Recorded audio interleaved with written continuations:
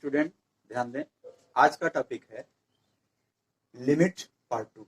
मैंने आपको पिछले वीडियो में लिमिट चैप्टर पे बताया था कि x tends to a, limit x tends to a f of x is equal to m।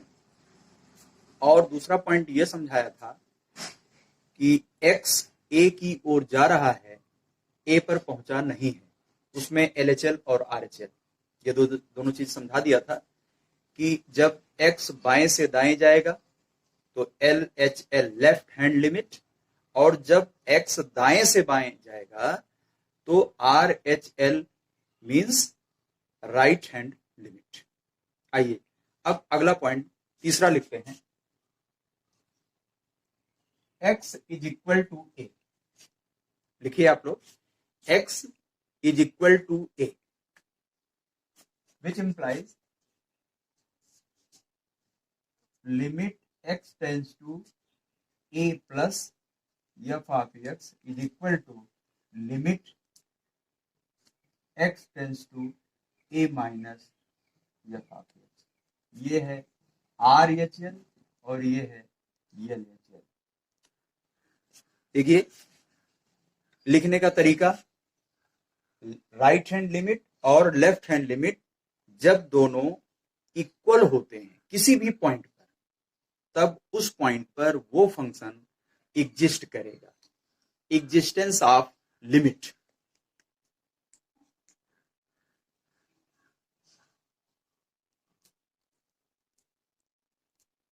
क्या लिखा?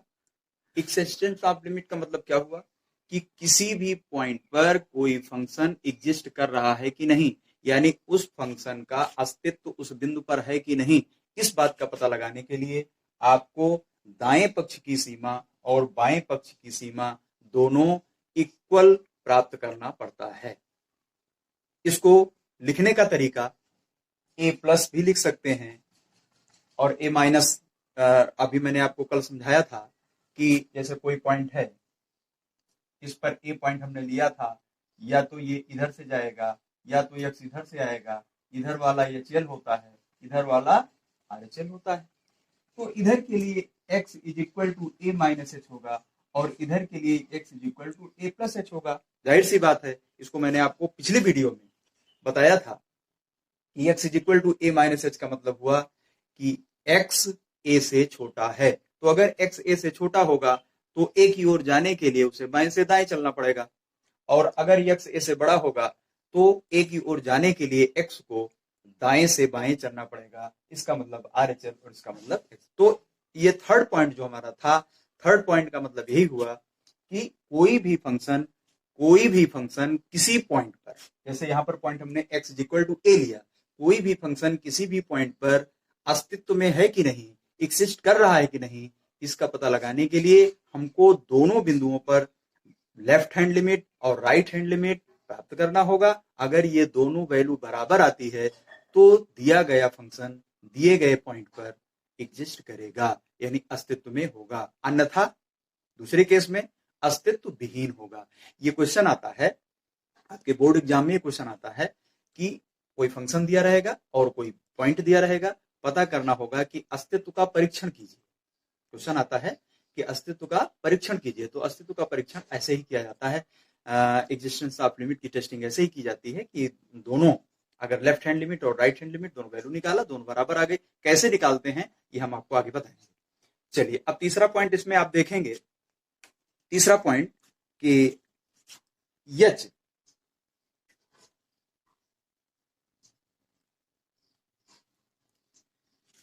यहां पे h क्या है, x is equal to a minus h हमने लिखा और x is equal to a plus h लिखा। LHL के केस में x is equal to a minus h लिखा और RHL के केस में x is equal to a plus h लिखा। ध्यान दीजिए, LHL के केस में x is equal to a minus h लिखा और RHL के केस में x is equal to a plus H. तो व्हाट इज h? यहां पर h क्या है तो नोट करिए, here h is very small infinitely, h is very small, that is infinitely positive that is infinitely positive quantity, यानी इतनी छोटी है कि वो वेरी स्मॉल, इनफाइनेटली स्मॉल हम बोल रहे हैं। इसका मतलब क्या हुआ कि जैसे मैं आपको एक एग्जांपल दूं कि आपके और हमारे बीच में कुछ नहीं है, तब आप मुझे देख पा रहे हैं। आपके और हमारे बीच में कुछ नहीं है, तब आप मुझे देख पा रहे हैं। या इसी को मैं ऐसा भी कह सकता हूं कि आपके और हमारे बीच में करोड़ों एटम है, फिर भी हम आपको देख पा रहे हैं, आप मुझे देख पा रहे हो।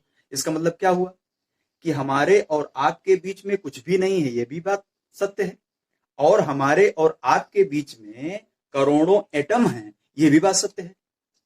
तो here H is infinitely small positive quantity. ये आपको ध्यान रखना है कि H is not negative quantity, H is always positive quantity and that is very small, that is infinitely small. तो H अति सूक्ष्म पॉजिटिव क्वांटिटी है, धनात्मक राशि है। तो इसलिए अब दूसरी चीज ये आपको ध्यान रखना होगा कि H को वेरी स्मॉल क्वांटिटी हम सपोज करते हैं, H को वेरी स्मॉल क्वांटिटी सपोज करते हैं। अगला पॉइंट आप नोट करें, नंबर 5 नोट करिए। X इक्वल टू इज इन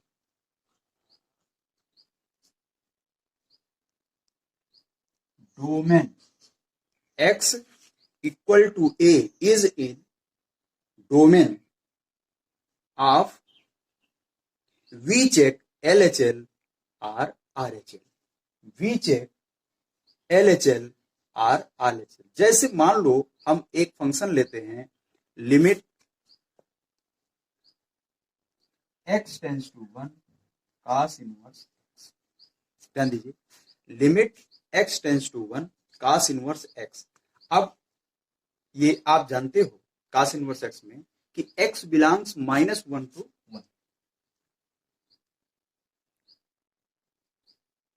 ध्यान दीजिए, जब -1 से 1 के बीच में इसकी प्रिंसिपल वैल्यू होती है, -1 से 1 के बीच में इसकी प्रिंसिपल वैल्यू होती है, तो अगर 1 से हम, ये इन पॉइंट है 1 और 1 पे हमको वैल्यू निकालना है, इसकी लिमिट निकालना है, तो 1 के अगर राइट चले जाएंगे तब तो हम अपने डोमेन से बाहर चले गए।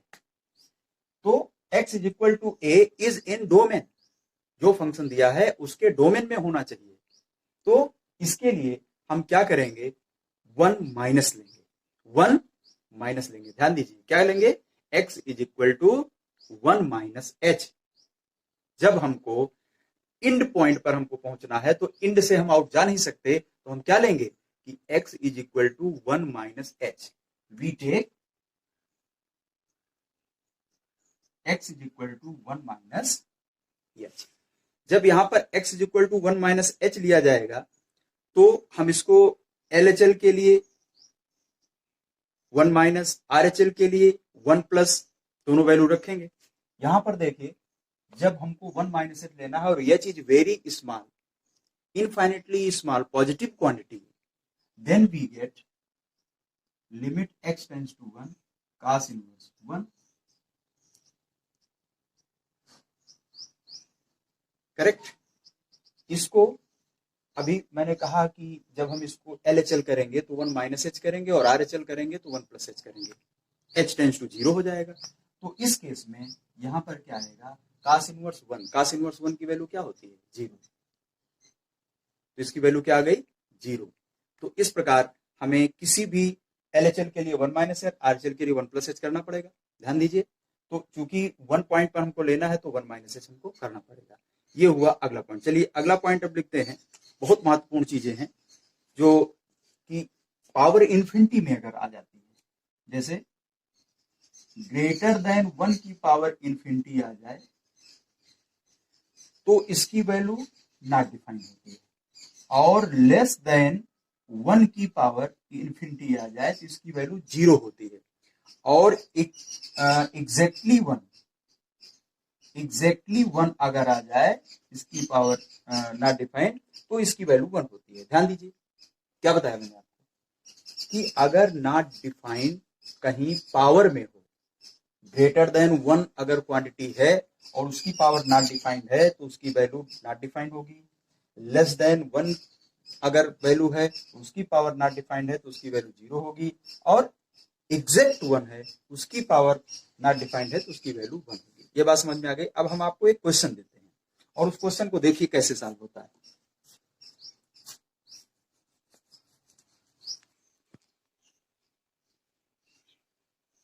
देखिए ये क्वेश्चन, इस क्वेश्चन में आपको x की रेंज फाइंड करना है। क्या लिखा है question? Limit n tends to infinity n into 3 की power n, n into x minus 2 की power n plus n into 3 की पावर n प्लस 1 प्लस 3 की power n equal to 1/3 find the range of x। देखिए इसका application कैसे होता है। अब ये तो जाहिर सी बात है कि अगर n इंटू 3 की पावर n है और इधर 1 है, ध्यान दीजिए ये कंपटीशन में क्वेश्चन पूछा जाता है, n इंटू 3 की पावर n को हमें गायब करना है यानी 1 लाना है, तो इसका मतलब कि नीचे डिनोमिनेटर में n इंटू 3 की पावर n को कॉमन लेना होगा। तो सबसे पहले हम प्रयास करते हैं, कोई जुगाड़ लगाते हैं कि n इंटू 3 की पावर n कॉमन हो जाए डिनोमिनेटर में। आइए देखते हैं।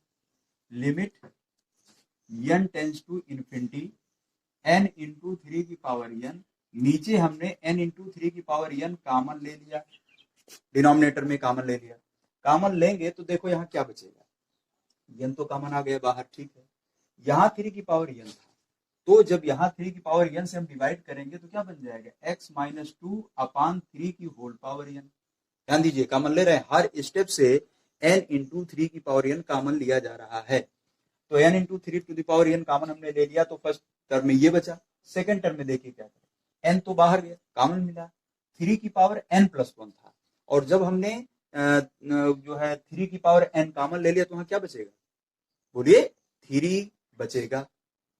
n कॉमन चला गया, 3 की पावर n इंटू 3 था, तो यहाँ पर केवल 3 बचेगा, प्लस यहाँ पर देखिए 3 की पावर n है, 3 की पावर n है, जब यहां से कॉमन हो जाएगा 1/n बचेगा इक्वल टू 1/3, ठीक, इज इक्वल टू 1/3। अब आइए n इंटू 3 की पावर n से, तो n इंटू 3 की पावर n कैंसिल हो गया, ये तो कैंसिल हो गया, n से n कैंसिल हुआ, इससे ये कैंसिल हुआ।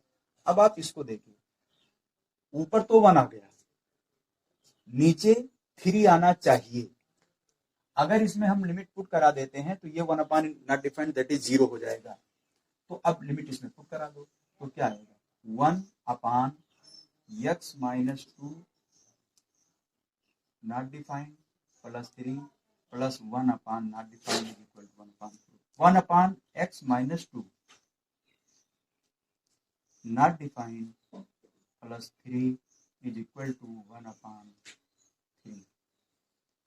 चलिए अगर यह 0 हो जाए यानी x माइनस 2/3 की whole power not defined equal to 0, तब 1/3 आ जाए। तो इफ x माइनस 2/3 की पावर नॉट डिफाइंड, ठीक, ये इक्वल टू क्या हो जाए, 0। तो किसी की पावर 0, अभी मैंने आपको बताया था कि 1 से अगर लेस है, 1 से अगर लेस है तो x माइनस 2/3, x माइनस 2/3 की power not defined equal to 0। 1 से लेस होता है तभी तो 0 होता है। तो x माइनस 2/3 की power not defined equal to 0। अब ये होता कब है, इसका रेंज क्या होता है, -1 से 1 के बीच में। तो इसे हम क्या लिखेंगे, -1 is less than or equal to x minus 2/3 is less than or equal to 1, -1 से +1 के बीच में। अब इसको हम सॉल्व कर लेते हैं, तो 3 से इंटू करो, तो -3 is less than or equal to x minus 2 is less than or equal to 3। फिर क्या प्राप्त हुआ, -3 + 2 is less than or equal to x minus 2 + 2 is less than or equal to 3 + 2। इससे क्या मिला, -1 is less than or equal to x is less than or equal to 5, यानी इसका range -1 से 5 के बीच में निकला। इस प्रकार आज का क्लास यही ऑफ करते हैं। आप हमारे इस वीडियो को खूब ध्यान से शुरू से आखिरी तक देखें जो कि परीक्षा के लिए बहुत ही इंपॉर्टेंट टॉपिक है। कैलकुलस की ये जान है लिमिट। लिमिट जो है इतना महत्वपूर्ण है कि लिमिट पढ़ने के बाद ही आप कंटिन्यूटी और डिफरेंशियबिलिटी का अध्ययन कर सकते हैं। अगर कोई ये लड़का सोचे कि हम कंटिन्यूटी और डिफरेंशियबिलिटी पढ़ने के बाद लिमिट पढ़ लेंगे तो यह असंभव है, इम्पॉसिबल है। इनवर्स प्रोसेस नहीं हो सकता। पहले आपको लिमिट पढ़ना होगा, क्योंकि मर्ज है। लिमिट, कंटिन्यूटी और डिफरेंशियबिलिटी ये मर्ज है, तो पहले लिमिट आपको अच्छे से समझना होगा। कल हम आपको अगले वीडियो में ये देंगे कि आप कैसे लिमिट के सॉल्यूशन को, method of solve limits, limit solve करने के मेथड को हम बताएंगे अगले वीडियो में। तो आप हमारे इस वीडियो को सब्सक्राइब करें, हमारे इस वीडियो को शेयर करें, और यदि कोई प्रॉब्लम हो, कोई पॉइंट न समझ में आया हो तो कमेंट में अवश्य लिखें, हम उसका जवाब अगले वीडियो में आपको देंगे। धन्यवाद।